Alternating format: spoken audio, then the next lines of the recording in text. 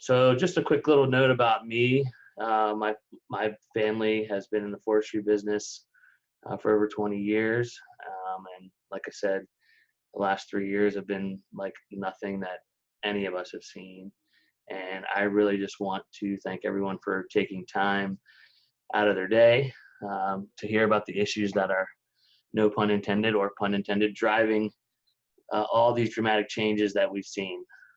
And I hope everyone comes away from this with at least something or one way that you can make a difference and impact um, what's happening in our market, because I really do think that all of our futures depend on it.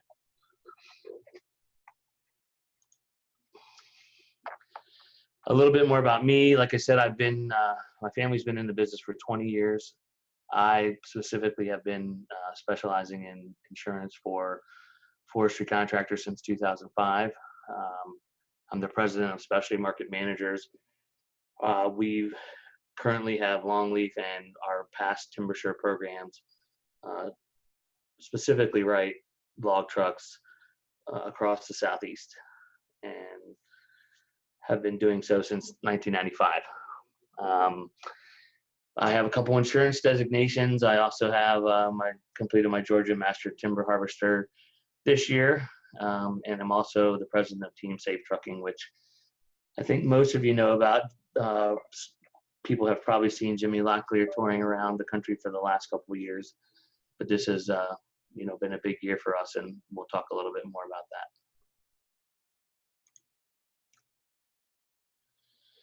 that. Okay, so let's talk about how we got here, how we got into this current mess. One of the questions I always hear is why, what's happening, why did this happen?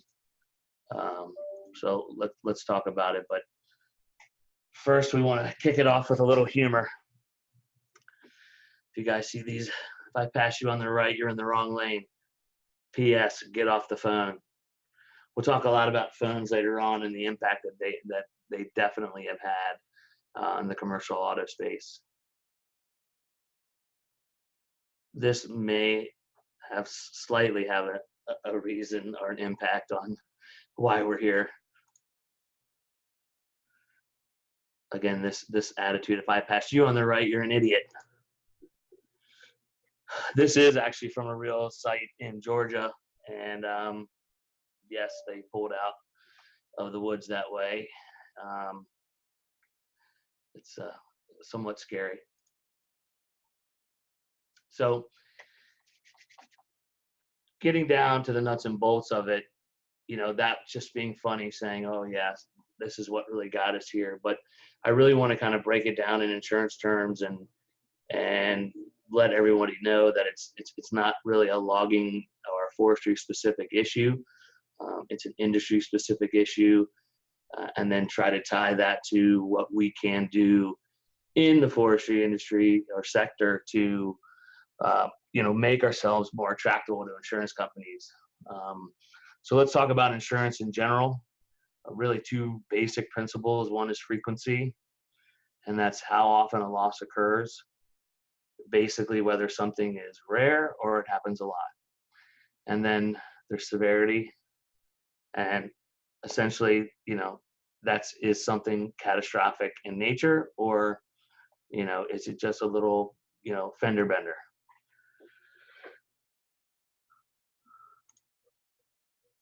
So where do we fall? Our industry tends to fall on the severity side of the spectrum. I'm sure most of you know. I pretty frequently, or every time I try to describe what happens in log trucking, I say you're either going to roll a truck, or unfortunately, someone's probably going to end up seriously injured or dead. It's just the nature of driving an 85,000-pound truck down the road.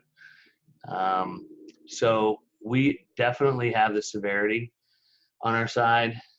And I don't think that's ever going to go away because we are driving big trucks.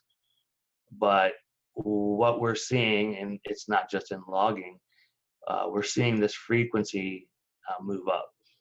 And so if we have a frequent amount of catastrophic events, it's going to definitely impact the insurance company's bottom line, which in turn is going to impact our premiums and so on and so forth. But this is just sort of the basic principles of what has gotten us here and where we fit in. Okay, so I taught a class down in Waycross, Georgia 2 weeks ago, and I always want to try to start off every presentation by, letting everyone know, because I can see it in everyone's face, like, here we go, another talk about what's wrong with logging. Great. We hear that all the time. And like I said a little bit ago, are we the only ones? Is the forestry industry the only ones experiencing, this tumultuous time? The short, simple, sweet answer is no, and I probably should have put absolutely no. Pretty much right now, there is very few insurance companies that will write anything with wheels on it. It doesn't matter if it's a log truck, if it's your personal car, if it's a tow truck. They don't want it. And 2 years ago, I spent 8 months without an insurance company backing our program, and probably talked to everyone in London, in Bermuda, and almost every insurance company in the US about writing log trucks. And, like I said, it took me almost a year to find somebody to do it. So it's very, very, it's very difficult for anything with wheels, not logging specific. So just to give you some little clips and snippets of the news, my favorite is this: State Farm, this is last year, lost $7 billion with a B on auto. It's the largest loss of all time on things with wheels. So it isn't just the forestry industry. State Farm, I think, occasionally will dabble in log truck insurance if there's a rogue office or something. But so, here, look, auto insurance underwriting suffers worst year in past 15. That's this year. Downward trend continues for U.S. commercial auto insurer losses. High claims sink U.S. commercial vehicle insurance profits. All these three are from this year. I think it's funny. Conning is like an actuarial sort of kind of like a for-risk organization, but for insurance. And they do studies. And if you look at their 2017 study on commercial auto, it's like a couple $1,000 to buy this. So I just think it's funny. It's fix me, please. So, the insurance industry's own, research organization's title of their study is fix me, please. So that should be extremely telling about sort of the nature of how things are. Okay, so how bad is it? So financial results for U.S. insurance companies and commercial auto are the worst they've been in 15 years.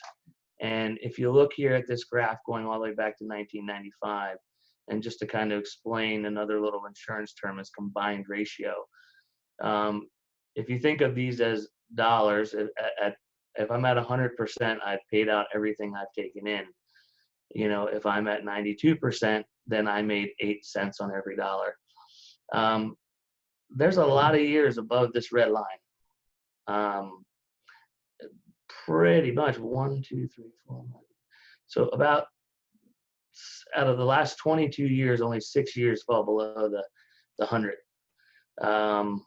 That's not good, and I don't think anyone on this phone call would want to run their business that way. But and basically, how do we get back to kind of reining back in the prices? And you can see this data really goes to 15, and then they start to estimate out. But the trend is already headed back up. So basically in 2016, you had 108, depending on, so actually I have the 2016 data, that's why this chart isn't updated, but we're already at $110 for every $100 we collect. And for the 6th year, and actually we're about to finish the 7th year here in 2017, that will make an underwriting, well, we won't make, we'll lose. So we basically will run an underwriting loss on commercial auto. Okay, so what's the cause? Not sure if anyone recognizes that, but it's the famous Halloween storm of 1991. George Clooney was in a movie, The Perfect Storm, about that storm. And really, we're in that sort of perfect confluence of events that really has started probably as far back as 9 years ago, and we're now feeling the effects. So let's kind of talk about that. And this is really what the perfect storm looks like, though. We talked about frequency and severity. Um, you know, basically, you've got severity running off the charts, and then frequency is also running off the charts. Since 1976, we're seeing severity just increase, and then frequency is right along with it. And I'll show you that graph in a little bit. But compared to, you're talking a 30-year period, it's just off the charts.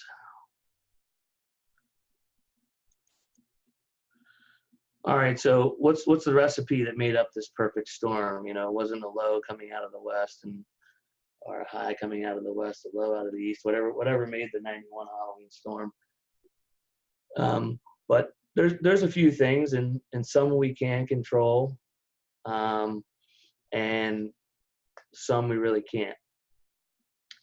Skyrocketing medical costs is the first that I want to talk about. And what we've seen is almost double-digit increase in the last 3 years in medical costs. And we're gonna I'm gonna touch on these at high level, and then we'll dive into them. Impaired driving, we have legalized marijuana, and now the increased prescribing of opioids, over the last 15 years has had a major impact on accident rates, etc. The other thing that I'm sure we all have either in our pocket or sitting on our desk right next to us is this gigantic smart device, which has grown exponentially. Oh, hold on, I see someone saying keeps cutting off. Is everybody having issues with this cutting off? Let me see.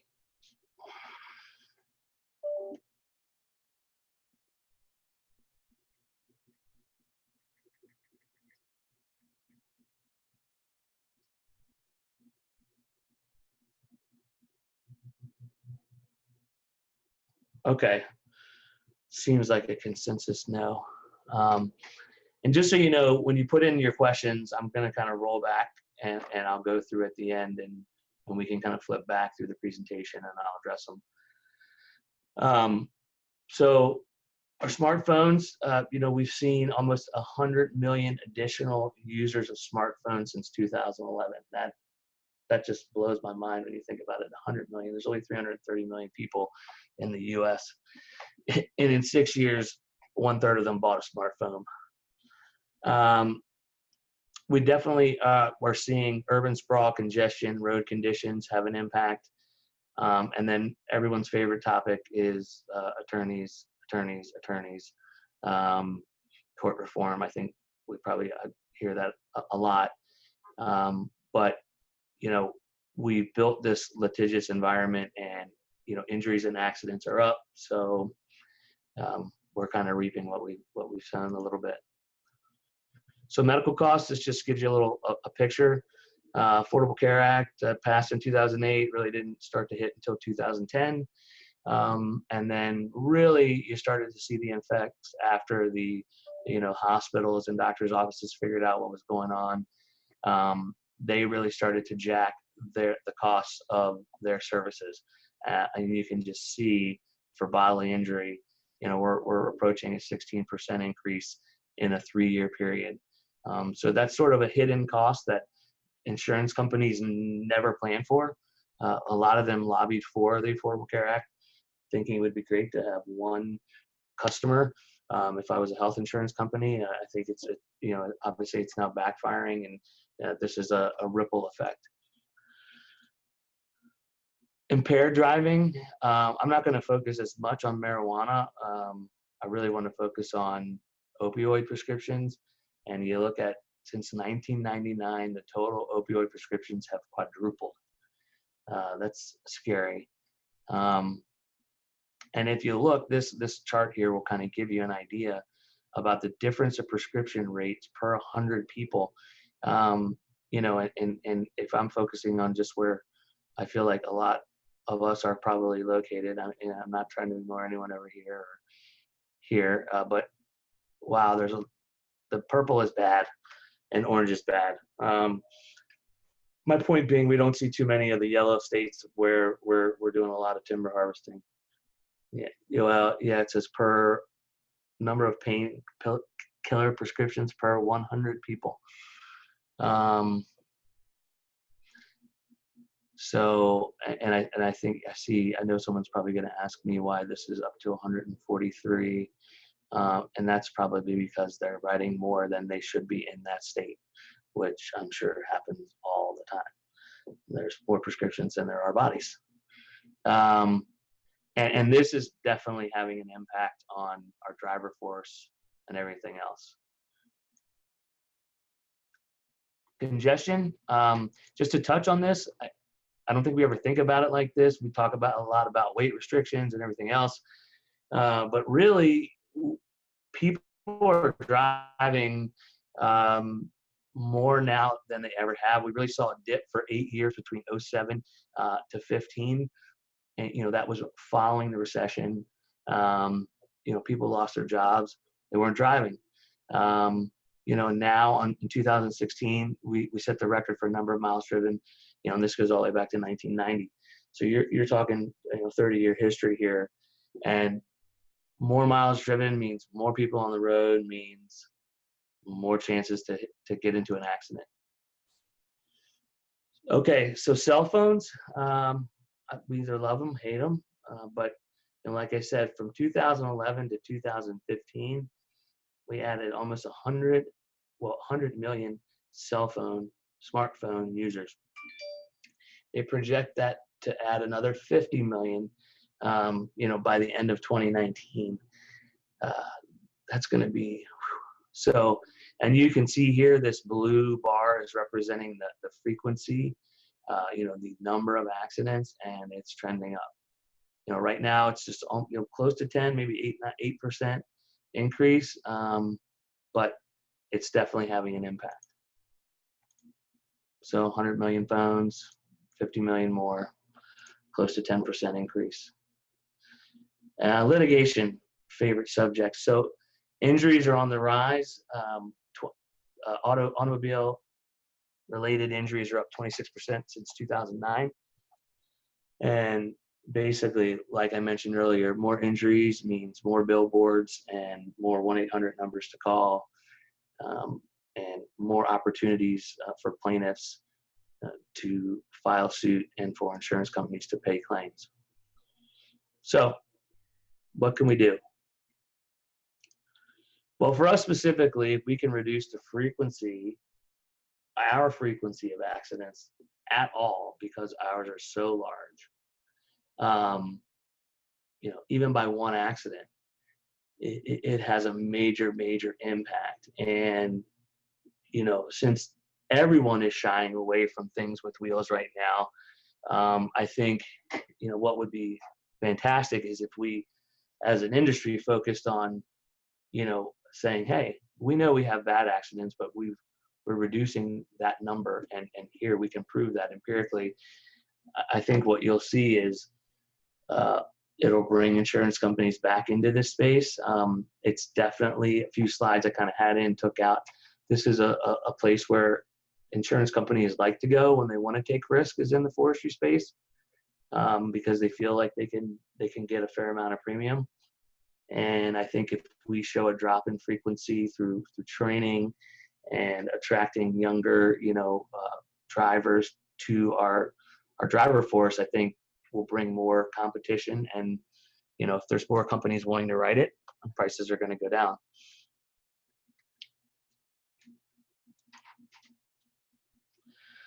So on a more ground level, what can we do? Anyone on the call who, you know, owns a logging operation or drives a log truck or is, every day involved with the people that do, we just need to emphasize that you're driving a 45-ton rig in mud, rain, sleet, snow, depending on where you're at. Could be congested, might be through a small town, through a school zone. It's a big, massive machine, and have to take it seriously. I think being selective about who we hire and put behind the wheel. I know a common thing that I usually say is, would you want your daughter or your son on the road if you put that guy you're considering hiring or that woman you're considering hiring behind the wheel? If the answer is no, then don't do it. And I think making safety training mandatory is something that as an industry we need to work on for drivers. We've definitely worked on it on in woods, and now we've got to focus on out of the woods. And then training. And I think a lot of the trainings that we've seen or that are targeted at trucking, focus on a dry goods, sort of Walmart truck driver, and I know at Team Safe Trucking and other initiatives around the country are trying to really focus the training on the unique dynamics involved in driving a log truck. And are there similar drivers out there, whether it be auto haulers or anyone hauling, driving a tanker that's either hauling milk or, maybe fuel, or some of them are hauling fracking water, whatever it is, does that load sort of emulate what a logging load is like to haul? So a little bit of a look back. We've faced this before. We faced this challenge in the 90s and in this 4Risk article. I'm sure many of you have seen it about the winding roads of log truck insurance. But we faced this 20 years ago, or it's almost 30 years ago now, with workers' comp and environmental issues, sort of invading the industry, and everyone was, concerned and what's going to happen. And, what happened? We developed SFI, we developed Pro Logger, Master Logger, etc. And, really focused on implementing and holding everyone accountable. And here we are almost 30 years later. We have on-the-job injury rates that are on par with the national average for all other industries. And if you look at injury rates, they went from 19 per 100 workers to 3. So this stuff works, and we've already done it. Like I said, we've done it, on the work comp side. We've done it for the in-woods employees. Now we got to focus on the trucks. So how can we do it? This is a little short video about how.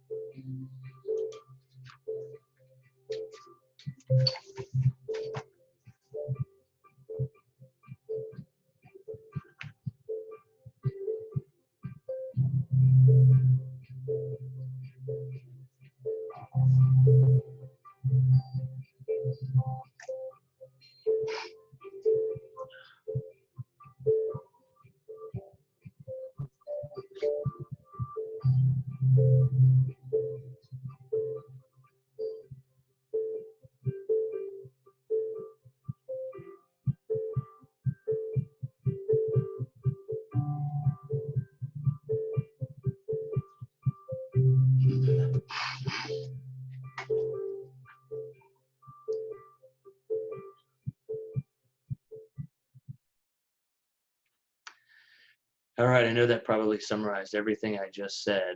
Uh, that's why I played at the end, so that I don't blow my entire talk.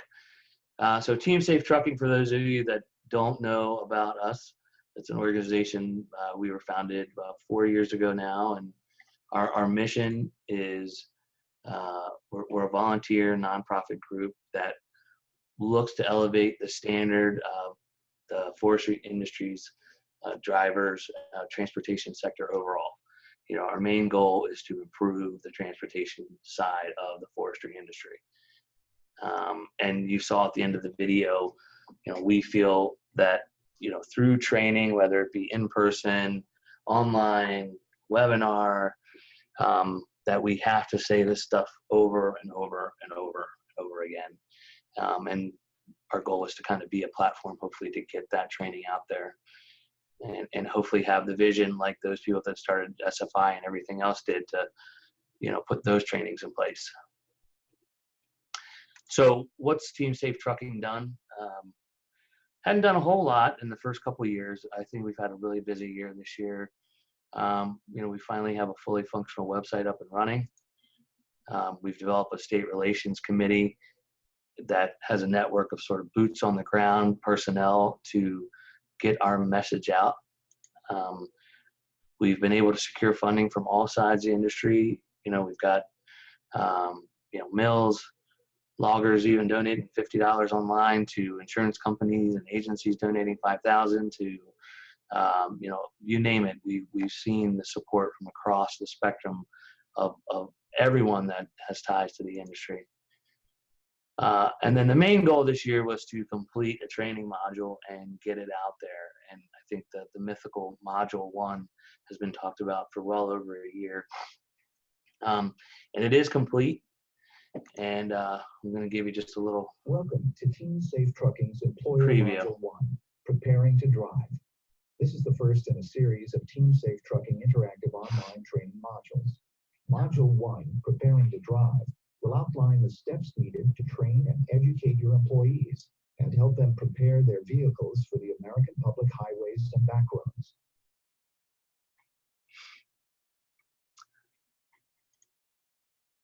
Okay, so Module 1, just to kind of give everyone a feel, what we've done is we've invested in a web-based technology that will allow us to host, you know, self-taught or, you know, self-study online training. We can do, it actually hooks in with Zoom meeting. So we can do webinar-based training and also do in-person training. It allows us to create sub-sites for different groups, whether it be state groups that want to do it under us and use our training, all the while kind of tracking the curriculum, keeping track of who took what, issuing, you know, certification certificates, all that. And that's all ready to go, and everyone should be getting an email from me in the next, I would say, day or so, you know, kicking that all off and letting everyone know how to get in. But, you know, Module 1 really is kind of the basics and really is covering a lot of what we talked about today, but in a much simpler format, really going over what a qualified driver is and what you need to do to properly qualify a driver. It also talks about the driver's condition, mainly focusing on drug and alcohol testing and, you know, making sure that you have those procedures in place. We also focus on the condition of the vehicle, you know, what you should be inspecting, and then we end with load securement. And one of the things that I really want to stress too, because I know I'm close to my 30 minutes, or I'm leaking over by a minute or two, is most of the things that we have in Module 1 are already law. And I was having a conversation this morning, and I think the difficult position that we're in is that our industry is behind, and we have a trucking industry that's now complaining about electronic logging devices, and we're still having a hard time keeping paper driver files. That there's a huge disparity there, and I think we need to educate, because if essentially we're doing something illegal, all it takes is that Dewey, Cheatham, and Howe on the billboard to walk into court and say, man, they can't even keep paper driver files, and I mean, it's all over. So that's part of what we want to cover, is educating everyone on even just the basics that the DOT requires, so that as an insurance provider, we can kind of get behind our insureds and actually defend them. Here's just some clips of actually what the training looks like. Again, covering insurance regulation, public perception, load securement. We already have, a lot of you probably know, Mike Macedo is the chair of the education committee, and they were able to complete module 2, 3, or let's call it 2, 3, and 4. So we have all the content, and we just are in development to kind of get it into that new platform that we've purchased. But you can see here, public roads, driving on public roads, wood roads, mill safety, what to do in case of an accident, and there's going to be much more to come. So that's it. I really want to give a special thanks to Deb and Jacob. Oh boy, I should have turned that off. Who've been a big supporter of Team Safe Trucking since the beginning, and the FRA has done a lot to help us get the word out there. So thank you guys very much, and thanks to everyone on the call here or on the webinar. Thanks for listening. I hope you got a little bit better insight into what is impacting the auto industry, and specifically the forestry industry as it relates to insurance. So questions? Can you go tell Marsha this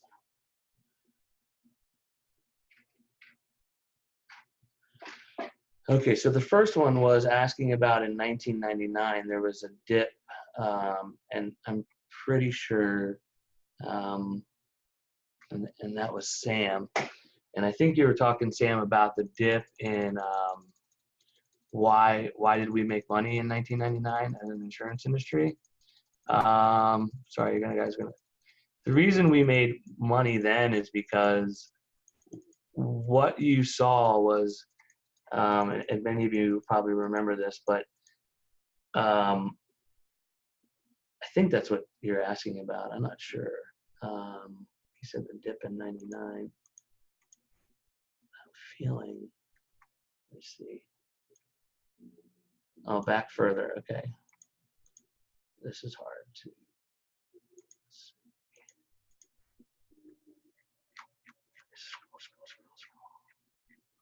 Oh, I just passed it. Oh, you're talking about the, I see which one you're talking about, the perfect storm.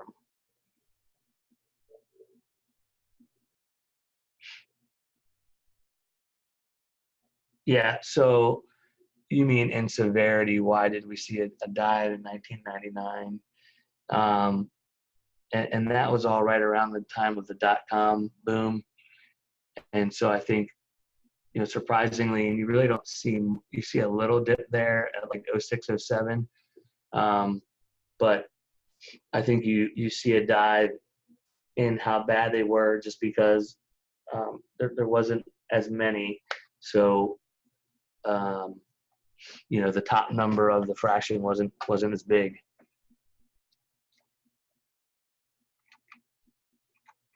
Somebody asked if the slides will be available, and I think, Jacob, I think we're recording this, so I'm pretty sure that they will be available. and definitely the recording will be posted, I'm sure, on the website or somewhere, but I'm going to let Jacob handle that part.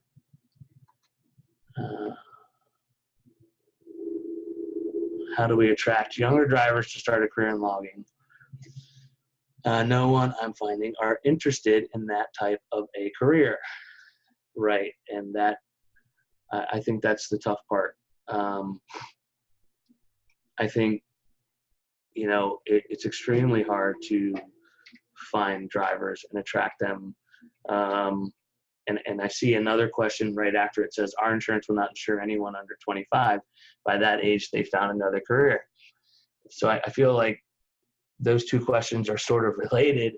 Right. If Walmart shows up with their truck at, the SWPA, and says they're there doing on a stop texting mission, but really, they bring a bunch of drivers to talk to everyone's log truck drivers and say, hey, you can make a bunch more. Yeah, you're over the road, blah, blah, blah. I think we face a challenge, and I think not letting people drive until they're 25. I think the insurance companies, in my opinion, this is going to create our own worst nightmare, because you've basically forced every family member that would be in the business that might want to drive the truck is now going to be 100% guaranteed to be in the woods and won't be driving a truck unless they absolutely have to. So I think this is the challenge, and I think it's going to be hard to compete, whether it be pay, benefits, somehow to entice a driver, because I think, and I'm sure most of you that are on here that have trucks and maybe hire, drivers to haul a few loads. I mean, it seems like some of them bounce around for, a penny a load, a penny a ton, it doesn't matter. They'll jump. So I think we really need to also, on the flip side, from Team Safe Trucking, after we kind of focus on getting these programs in place, I think we also need to do more outreach into the community and let people know that this is a career. You can come home at night, here are the benefits. Don't go do something else. But I think there definitely needs to be some focus on that too. And even the school, I think I saw Sherry on here. And I know in North Carolina, Weyerhaeuser, they're doing a great job partnering with the local school to have sort of that, on-ramp for the younger drivers to get right in. And I think that's what we want to create. All right. State Farm, right. Everyone's 25, and it's going to be a nightmare, because we're going to turn around in 10 years and I hate to say this, but I think the average age of a truck driver is right now it's like in the mid 50s, and the average life expectancy is, early 60s. So, you're going to look back in 10 years and you wonder where all the drivers went. Well, they died, and then we didn't allow any young people to drive trucks. I think, we definitely, that's why we need to address it with the training and get these programs put in place. Are many of those gains in claims? Okay, so are many of those gains in claims rate related to mechanization? If so, how can we further mechanize trucking? And so I think Carl is asking in terms of, referencing the 4-risk study specifically, and, the reduction in work comp claims. I don't know the specific answer about how much is tied to mechanization versus, the training programs. I do think there is some mechanization that we could employ. I know there's some anti-rollover technologies out there, but honestly, I think for our industry, it's going to be the simple things, like a cell phone disablement technology. I think that's a huge There's a product out there called Cell Control now where you just stick it in the truck, and when the driver gets in, his phone, you can let him like use it with a hands-free device, but that's it. I think those little things that I think it costs like $125 a year or something like that. So, I think those are going to be the simple technologies, a camera, even if it's just front facing, I think it's going to be huge. And obviously a lot of people target log trucks. I saw on a Facebook, some crazy Facebook site the other day in Florida, they were just like joking about how they were trying to run log trucks off the road. So having a camera, is sort of the ultimate defense. And then really kind of going back to, you're saying mechanized, I feel like maybe we could automate and drag some of the paperwork into the future, because I think that's what holds us back, from, in a lot of cases, that's why the severity is so high. I mean, nowadays you could have someone with just a really bad broken leg or and it could develop into a $500,000 claim. And a lot of it could be because of, paperwork wasn't done, maintenance wasn't done, or records weren't kept, and it escalates. Training. Okay, so is the training module on the TST website? It is not going to be, well, it will be on the TST website by the end of tomorrow, but it will be a separate, since we played around with a lot of different softwares, and the one we found the best is it's hosted. It'll be, look like it's the same, but you'll need to register on the training site separately, so that we can kind of have a separate database to keep track of who took what.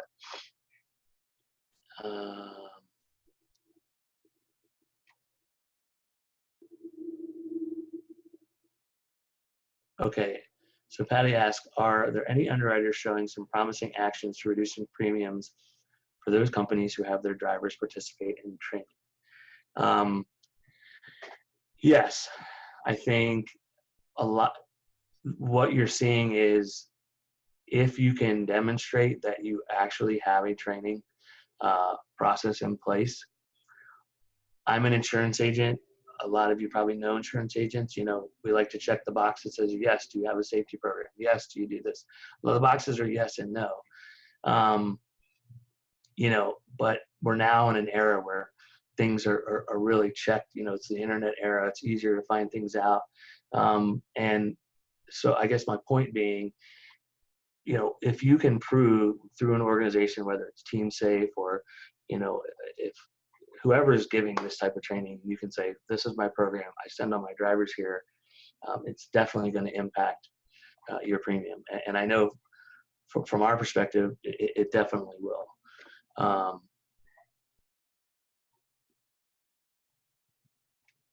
Okay, so Sam says, in Vermont, our work comp rate for log hauling is $22, and yet only 33,500 in claims in 9 years.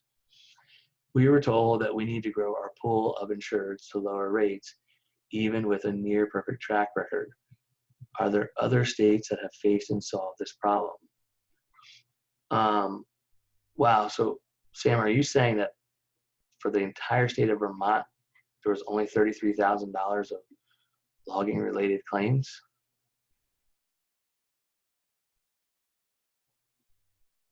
Oh, okay, log hauling. All right. So it's funny that they say you need to grow your pool.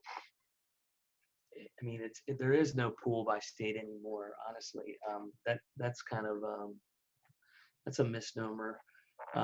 Similar to like most industries, I feel like anymore there's let's say 2 handfuls of companies that control most of the major industries, and insurance is no different. A lot of these companies may have a different name, but they're backed by the same company financially. So I think that's a little bit of garbage what they're saying, we need to grow it, when in reality what's really happening is that the overall pot is being decimated by in this case, log haul your drivers. And all honestly, what we see the most of is, and I don't do the work comp. I do just the truck, the auto. But we see a lot of our own drivers, pass away. And, it's just not wearing a seatbelt. Most of the time, it's not wearing a seatbelt and rolling a truck. And so at that $22 rate, I know that I think it's $21 in Mississippi. So I would say, Sam, I don't think it's out of the ordinary. And I think really we're all paying for everyone's sins. And that's sort of the deal. I think we have to lift as an industry, the whole industry, that, was it a rising tide lifts all boats, right? I think that's what we need to do. So Eric says, adding master logger helped lower injuries, et cetera, in the woods. Has there been any thought of adding a master trucker program? Right, help with less injuries. So there has been a thought of adding a master trucker program, and that's essentially what we're trying to create with these trainings. And there's still some heated debate internally. Like I said, we've got all four sides of the industry, from production, consumption, insurance, associations, political, and everyone's trying to decide how to disseminate it. I know there are some state SFI groups that are wanting to integrate some of the trainings and kind of make it a part of, because you're still part of the logging industry, but have it a specific, subset focused on the trucking. Could promoting driving jobs with women drivers be a plus? Possible lower rates like it works with non-commercial. Yeah, I think absolutely. I don't. Actually, I know a lot of women truck drivers. They're not log truck drivers, but I think absolutely. I'm not sure who would handle all the books and do, because I feel like they run the business right now most of the time. But and don't anyone take offense to that, but I feel like they're usually the boss whenever I go to an insurance place of business. But yeah, I think that would be a great. It'd be great. I think all around, just to advocate for. It doesn't matter who you are. This is why this is a great career. We're having issues with insurance companies not wanting to insure any drivers that have previous experience, right? The chicken or the egg is like I like to call it. This is regardless of over the road, right? So I feel like that's, today, and Team Safe Trucking's goal. And like I said, I know what Sherry and Weyerhaeuser are doing in North Carolina, and some of the schools like Coastal Pines down in Georgia are trying to kind of, develop these on-ramps so that, we can give you, yes, you have over-the-road experience. We give you this 6-week sort of, predefined training, and okay, now we feel like you're qualified to drive a log truck. And I think that's the ultimate goal, is to kind of, like you said, break that circle and say, okay, we get it. And that's what I mentioned earlier too. I think what we're looking at is there's also there's a lot of other industries that I think we could, pick drivers from that will probably have similar load types to ours. And, I think we need to also maybe not recruit, but, market a little bit. Like, hey, you're tired of, hauling those cars across the country? Well, maybe drive a log truck and be home every night. I don't know. Yeah. Regulators are telling us natural rates. Okay. Patty says, do I recall some information from earlier that if a younger driver or one who is considered with not sufficient experience participates in the training, the underwriters will consider them for driving with a 6-month probation period that he can have no violations. Right. So Patty, you're asking, no, I said definitely that it would impact, it could impact the underwriter's decision if they participated in the training. Each company is going to be a little bit different. I think I know who you're talking about, where they have a 6-month probationary period. And I know some companies are surcharging like some ridiculous, crazy amounts for drivers with no experience. I didn't put the slide in here, but it is a fact, though, that the younger drivers, I was going to try to pop it up, but I'll probably screw it up. But they definitely account for, it's over a third of the accidents, come from the younger drivers. So I think that's, that's why insurance is a lot of times we just look at the numbers, we don't look at the people. And that's why I said, I think you're starting to see now people understand that, well, okay, instead of just looking at the numbers or looking at the check boxes on a piece of paper, do you have the training? Do you have a training like, let's call it the master log trucker or whatever we're going to call it at Team Safe Trucking, or however we're going to get the word out. I think that will have a huge impact on premiums and on people's willingness to write in this space. Because that's really what's going to drive the premiums down. Is right now there's not that many left. There's maybe 5, 6, and there at one time it was probably double that number.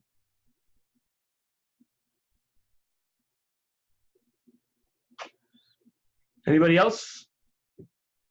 Did I get everybody?